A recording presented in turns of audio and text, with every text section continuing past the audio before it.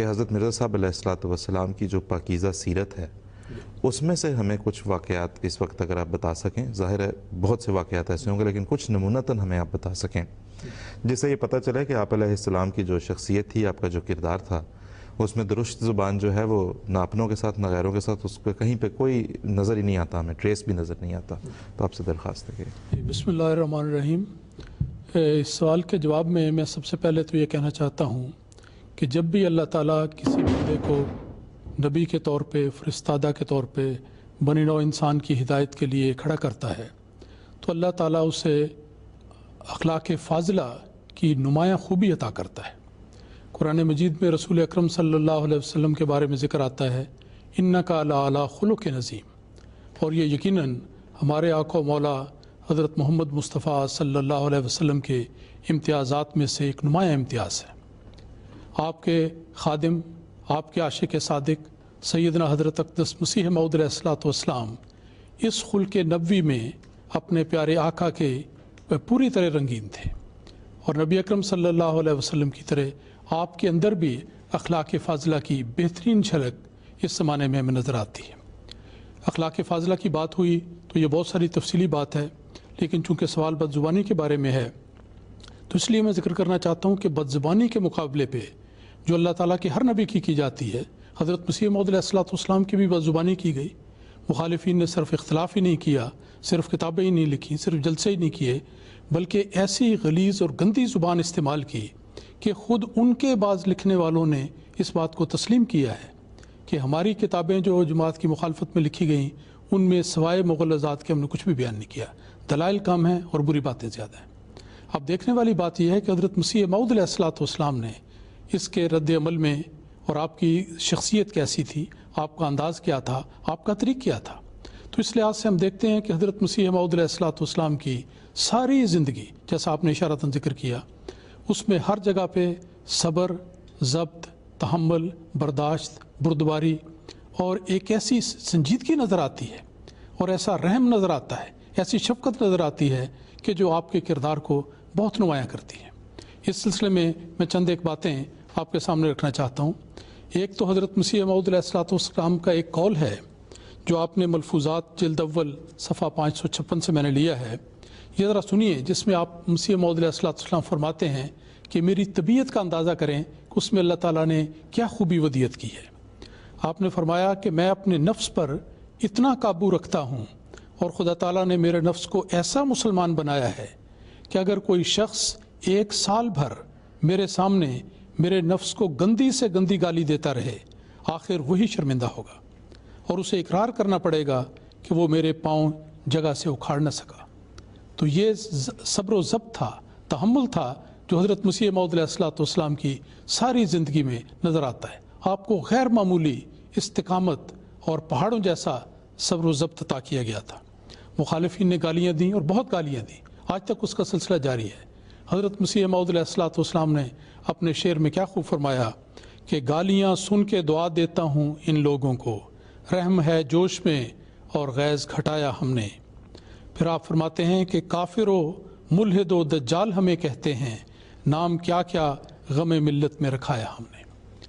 یہ جو مخالفت اور بد زبانی ہے, اس کا ایک سلسلہ یہ تھا کہ آپ کے نام خط آیا کرتے تھے, خط ایسے جس کے اوپر وہ ٹکٹ نہیں لگاتے تھے, اور دوسرا اس کے اندر نام بھی نہیں لکھتے تھے. تو حضرت مسیح موعود علیہ الصلوۃ والسلام ان بے رنگ خطوں کو بھی وصول کر لیا کرتے تھے. پتہ ہوتا تھا کہ اس کے اندر گالیاں ہوں گی لیکن پھر بھی لے لیتے تھے. اور اس کا ایک جگہ آپ نے ذکر کیا کہ ہمیں خواہش ہوتی ہے کہ شاید وہ اپنا نام اور پتہ لکھ دیں کہ اگر انہوں نے غلطی کی ہے, گالیاں دی ہیں یا کوئی سوال ہے تو ہم اس کی وضاحت کر سکیں. لیکن پیسے دے کے خط کھولتے ہیں تو پتہ یہ لگتا ہے کہ گمنام خط ہے, اندر نام نہیں لکھا, صرف گالیاں لکھی ہیں. اگر گالیاں لکھتے تو ہم ان کو سمجھا ہی دیتے. تو حضرت مسیح موعود علیہ الصلوۃ والسلام کا ایک اقتباس میں پیش کرتا ہوں. آپ نے فرمایا کہ گالیاں دیتے ہیں اس کی تو مجھے پرواہ نہیں, بہت سے خطوط گالیوں کے آتے ہیں جن کا مجھے محصول بھی دینا پڑتا ہے, اور کھولتا ہوں تو گالیاں ہوتی ہیں. اشتہاروں میں گالیاں دی جاتی ہیں اور اب تو کھلے لفافوں پر گالیاں لکھ کر بھیجتے ہیں. مگر ان باتوں سے کیا ہوتا ہے, اور خدا کا نور کہیں بجھ سکتا ہے؟ ہمیشہ نبیوں اور راست بازوں کے ساتھ ناشکروں نے یہی سلوک کیا, اب تک ناپاک طبع لوگ گالیاں دیتے ہیں. میں تو بنی نوع انسان کا حقیقی خیر خواہ ہوں جو مجھے دشمن سمجھتا ہے وہ خود اپنی جان کا دشمن ہے۔ یہ میں نے ایک دو اقتباس لیے ہیں صرف یہ نمونہ دکھانے کے لیے کہ حضرت مسیح موعود علیہ السلام کی طبیعت میں جو ضبط و تحمل تھا، یہ اس کا ایک اندازہ ہمیں اس سے ہوتا ہے۔ واقعات حقیقت کے بہترین ترجمان ہوتے ہیں۔ واقعات کا ایک وسیع خزانہ ہے جو آپ کی زندگی میں ہر نظر آتا ہے۔ میں نے نمونتاً 3 واقعات کا انتخاب کیا ہے جو میں آپ کے سامنے رکھتا ہوں۔ ایک واقعہ اصحاب احمد میں یہ درج ہے کہ ایک دفعہ کا ذکر ہے کہ ایک مولوی صاحب قادیان آئے، بحث کرنے لگے، حیات وفات مسیح پر بحث تھی۔ جب مولوی عاجز آ گئے تو انہوں نے حضور نے ان سے پوچھا کہ بتائیے کیا آپ میری بات سمجھ گئے ہیں؟ اس نے جواب میں یہ کہا کہ ہاں میں سمجھ گیا ہوں کہ آپ دجال ہیں۔ دجال کی صفت یہ ہے کہ وہ دوسروں کے منہ بند کر دے گا۔ غالباً ان کا خود منہ بند ہو گیا تھا، اس لیے انہوں نے یہ کر دیا۔ اس کے بعد حضور ان کی بات سن کے اندر تشریف لے گئے اور اس شخص نے حضور کی خدمت میں ایک رکا بھجوایا کہ حضور میں ضرورت مند ہوں، بڑا غریب ہوں، یہاں آ تو گیا ہوں لیکن مجھے کچھ رقم چاہیے، میری مدد کی جائے۔ اب مسیح موعود علیہ السلام کی وسعت حوصلہ دیکھیں اور آپ کی بردباری دیکھیں، آپ کا ضبط و تحمل دیکھیں کہ اس گالیاں دینے والے شخص کو آپ نے 15 روپے بھجوائے، لیکن ان کا اثر دیکھیں۔ وہی مولوی جب واپس گئے تو امرتسر جا کر ایک اشتہار شائع کیا جس میں اس نے حضور کے اس خلق عظیم کا ذکر کیا۔ ایک دوسرا واقعہ یہ ہے کہ ایک دفعہ حضور مسجد اقصی قادیان میں تقریر کر رہے تھے۔ ایک عاریہ اس جلسے میں آیا اور بہت احباب کثرت سے آئے ہوئے تھے، اور اس عاریہ نے آپ کو بہت سخت گندی گالیاں دیں مجلس کے اندر عین اجلاس کے دوران۔ حضرت مسیح موعود علیہ السلام خاموشی سے سنتے رہے۔ جب اس کی بد زبانی کی حد ہو گئی اور وہ کسی طرح بھی باز نہ آیا تو حضرت مسیح پاک علیہ السلام نے صرف اتنا فرمایا اپنے دوستوں کو کہ آرام سے اس شخص کو باہر لے جائیں مگر کچھ نہ کہیں، اس کو چھوڑ دیا جائے۔ ذرا اندازہ کیجئے کہ کس حد تک آپ کا دل میں ضبط تھا، تحمل تھا، برداشت تھی، اور آپ گالیوں کا جواب کبھی بھی اس انداز سے نہیں دیتے جس طرح آج کے زمانے میں دیکھا اور سنا جاتا ہے۔ ایک اور واقعہ بڑا دلچسپ ہے۔ ایک شخص قادیان آیا اور مہمان خانے میں مقیم ہوا۔ وہ شخص اپنے آپ کو بہت زیادہ عبادت گزار اور بہت صاحب الہام سمجھتا تھا۔ بدقسمتی ایسی کہ کسی شخص کی غلطی سے اس کا لوٹا چوری ہو گیا، جس پر وہ بہت سیخ پا ہوا، بہت ناراض ہوا کہ میرا لوٹا کسی نے اٹھا لیا ہے۔ اٹھایا کیا، گم ہو گیا تھا۔ لیکن حضرت مسیح موعود علیہ السلام کو اطلاع ہوئی تو آپ نے فرمایا بالکل گھبراؤ نہیں، ہم تمہیں اس کے بدلے ایک نیا لوٹا خرید کر دیں گے۔ وہ وہاں ٹھہرا، لیکن اس کی گفتگو کا انداز گستاخانہ تھا اور وہ بولتا چلا جاتا تھا۔ جب وہ ذرا سا رکتا تھک کر تو مسیح موعود علیہ السلام اسے پھر تسلی دیتے کہ لوٹے کے گمنے پر غم نہ کھاؤ، ہم تمہیں نیا لوٹا لے کر دیں گے۔ لیکن وہ پھر اس کے بعد بزبانی شروع کر دیتا۔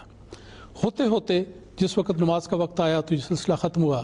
مسیح موعود علیہ السلام نماز پڑھنے کے بعد اپنے گھر میں تشریف لے گئے تو جاتے ہوئے اس ظالم انسان نے آپ کے کوٹ کو پکڑ کر کھینچا اور پھر وہ کہنے لگا، مخاطب کر کے آپ کو یہ الفاظ اس نے کہے کہ سن، مجھے خدا نے بتایا ہے کہ تو بہت جلد طاعون سے ہلاک ہو جائے گا۔ حضرت مسیح پاک علیہ السلام نے اس کو کچھ نہیں کہا اور اندر تشریف لے گئے، اور اس شخص کو جیسا حضور نے فرمایا تھا کارکنان نے ایک لوٹا خرید کے دیا، وہ بڑا خوشی خوشی واپس چلا گیا۔